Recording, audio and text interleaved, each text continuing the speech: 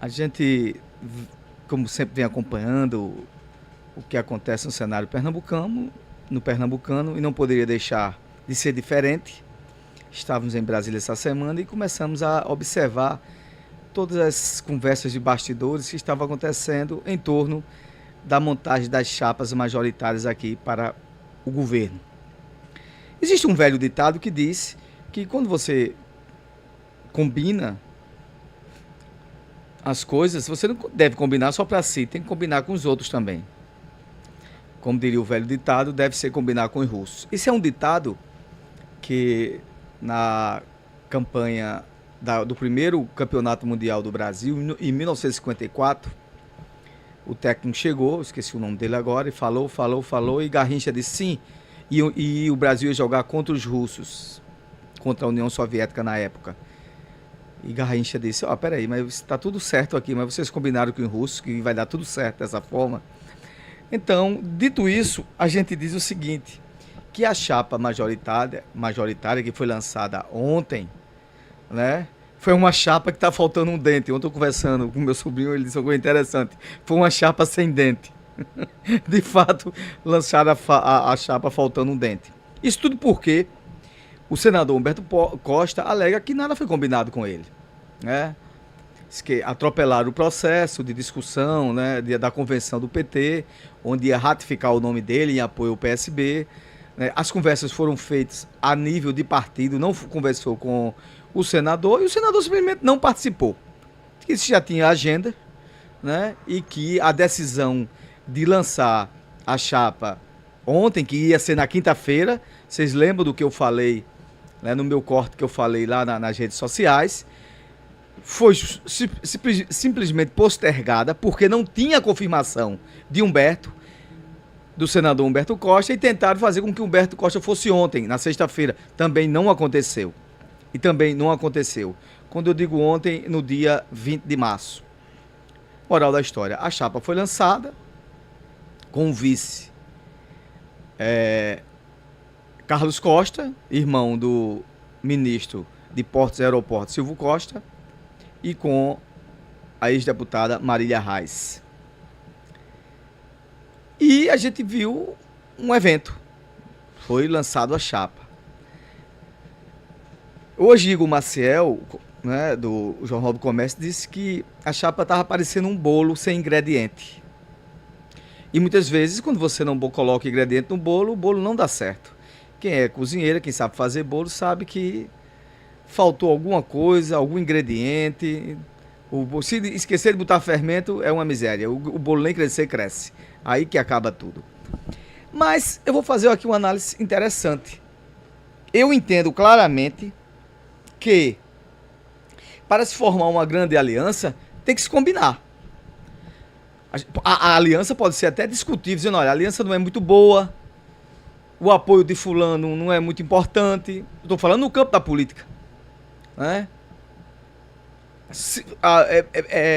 Aquele que vem agregar não vai somar muito no capital político. Isso é feito também em jogo de futebol, né? Você contrata um atleta que ele não vai somar muito.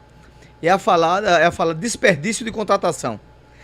Né? Você contrata, gasta, investe e o retorno é zero. Isso acontece muito em disputas em times de futebol, de qualquer modalidade que sim alcança na hora que você traz um outro atleta. Você tem que trazer alguém que realmente faça a diferença e some, né? Numa perspectiva de capitanear mais votos, uma perspectiva de agregar lideranças políticas e resultando também no capital político. E é isso que deve ser feito. A gente vê claramente, e aí a gente tem que ser muito verdadeiro. Essa é a chapa, ou era a chapa, que estava sendo planejada pelo o prefeito e agora candidato a pré-governador João Campos? Era a chapa dos sonhos dele? Claro que não. Todo mundo sabe que não. Essa chapa foi imposta por causa dos números das pesquisas. Há um ano atrás, havia até um desdém sobre o nome de Humberto Costa. Não, o PSB não decidiu ainda, vamos ver. E todo mundo sabendo que o PSB estava na aliança. O PT estava na aliança com o PSB. Depois que os números começaram a aparecer, E esses números que estão aparecendo, apesar desses números estatísticos, ainda deixar o João Campos na frente, mas a zona de conforto e a gordura acabou. João Campos não cresce mais há quase 5 meses.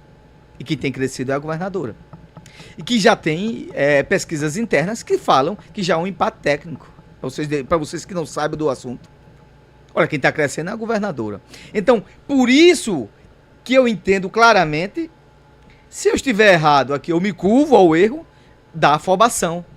Vamos fazer coisa e tal, e de repente o prefeito vai para Brasília, uma loucura, e faz, e combina, e diz que é dessa forma, coisa e tal. Ora, há um mês atrás, não estava no raio de ação, 2 meses atrás, que a Marília Reis ia ser candidata a senadora na chapa de João Campos. O que tem sido oferecido a ela era a candidatura de deputada federal. Isso é fato. Depois que houve uma sinalização do PDT para a Raquel, aí João Campos foi atrás, correndo atrás do trem. E usou da sua influência, diga-se de passagem, não é? Ele como presidente nacional do PSB, e trouxe e ratificou o nome de Marília Reis na sua chapa de senadora. Deixando bem claro que hoje, se as eleições terminassem hoje, Marília Reis tem uma vaga assim como senadora. Onde ela estivesse. Se estivesse no palanque de João Campos ou no palanque da governadora Raquel Lira. Então, por uma questão de empatia, de singularidade, o PDT, né, juntamente com Marília Reis, porque até um mês estava com ele, ia ser muito... se ela fosse para uma chapa do lado de Raquel, ia passar o resto da vida se explicando, para ela foi mais cômodo. Agora, falar a verdade é bom. Quem mais soube jogar nisso aí, no jogo do xadrez, que política ganha quem erra menos, foi Marília Reis. De repente começou a ser disputada pelas duas chapas, pela chapa da governadora e pela chapa da oposição do PSB, ou não? É a minha leitura. Quem mais está em zona de conforto hoje se chama Marília Reis. Em detrimento disso, em relação a isso, apareceu, na sua visão, um prejudicado. Porque nas pesquisas, claramente, aquele percentual de vantagem que o senador Humberto Costa tinha, migrou para Marília Reis. E uma disputa de Marília Reis com o senador, ele entende que poderá sim alguém sofrer a perca do mandato. É um entendimento claro, pragmático, leitura. Por quê? O que é que se fala hoje aqui, os cientistas políticos de Pernambuco? Que a esquerda faz um e a direita faz outro. A esquerda faz um e a direita faz outro. Em linguajar de bom tom, digamos que a governadora faz um senador ou uma senadora, nesse caso seria um senador, e agora a esquerda vai fazer a senadora. Peraí, onde é que está Humberto Costa nisso? Ele está sendo prejudicado por causa da aliança. Porque a garantia de um candidato da esquerda, todo mundo entende que é de Humberto Costa, que seria de Humberto Costa. Mas agora ele vai ter uma disputa direta. Ao tempo que, se ele entrar na chapa de João Campos, corre um grande risco. João Campos só fazer um. E se João Campos perder a eleição, aí sim, e ver claramente que durante o andar da campanha, a governadora Raquel vai se consolidando e vai ganhar a eleição, com certeza. Ainda existe uma tremenda capacidade da esquerda eleger um senador de esquerda.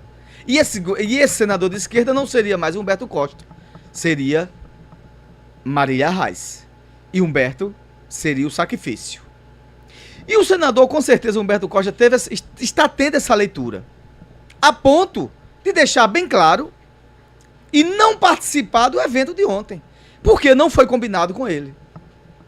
Não estava combinado que a chapa teria Marília Reis na chapa de João Campos.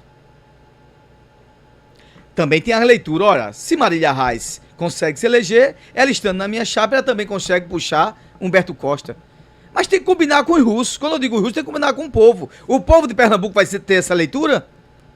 Ou o povo de Pernambuco vai escolher um e outro? Porque todo mundo sabe que existia uma zona de conforto na candidatura de Humberto Costa. Ele em uma chapa, não estando Marília Reis. Porque as pesquisas, não é o que eu estou falando, as pesquisas evidenciaram que o percentual que Humberto Costa tinha, ele foi retirado e foi para justamente os índices de Marília Reis. Hoje, claramente, Marília Reis está na frente. E você vê claramente ali um Humberto disputando a segunda vaga com os outros candidatos que apareceram das últimas pesquisas. Miguel Coelho, Eduardo da Fonte, os que mais se aproximavam ali. Então, por isso, gente, que o senador fez leitura eleitoral. Fez uma leitura do processo eleitoral. Essa aliança me prejudica. Se ele vai ratificar e vai para a chapa, quem viver verá. O presidente Carlos Veras do PT disse que o tempo do PT não é o tempo do PSB. O PT vai fazer sua convenção e vai ratificar ou não o apoio,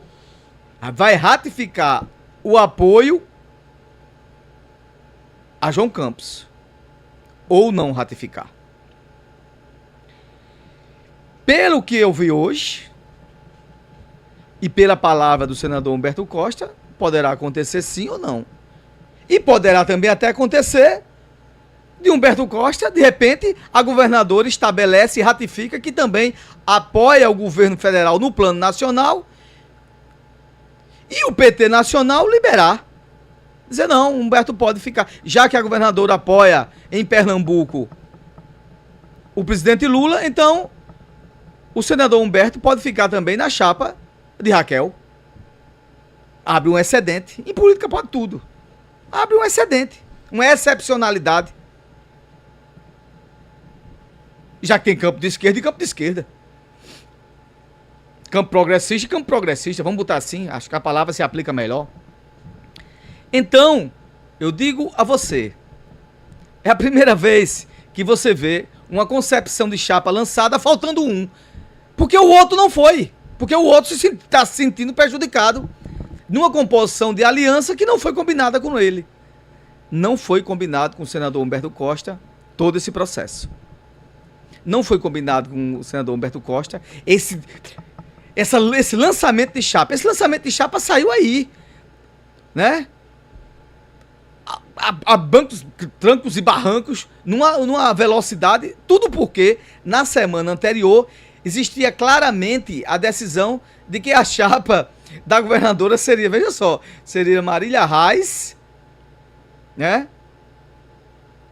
Marília Reis com o senador Silvio Costa. A chapa seria, o que estava se se conversando, a chapa seria Raquel, senadora Marília Reis e senador Silvio Costa. E Eduardo da Fonte e Humberto Costa. Tanto é que até a governadora tomou a decisão de exonerar todos os cargos do deputado federal Eduardo da Fonte, aqui no governo do estado, porque entendia claramente que Eduardo da Fonte estaria ao lado de Humberto Costa na chapa de João Campos. E de repente viram que não era a chapa dos sonhos de João Campos, não era.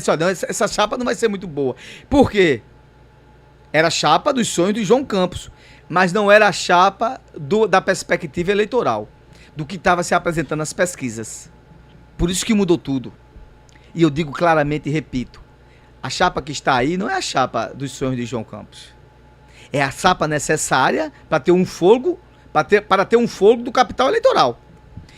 Sabendo que ele hoje bateu no teto e não cresce mais. Pode ser que melhore, pode ser que estabeleça, pode ser que regularize e ele fique com esse percentual. Hoje, se as eleições fossem hoje, existe uma perspectiva que João Campos seria o governador. Mas também hoje está claramente ratificado nos números que há uma ascensão do percentual da governadora e que já se fala que as próximas pesquisas já vai ter um impacto técnico.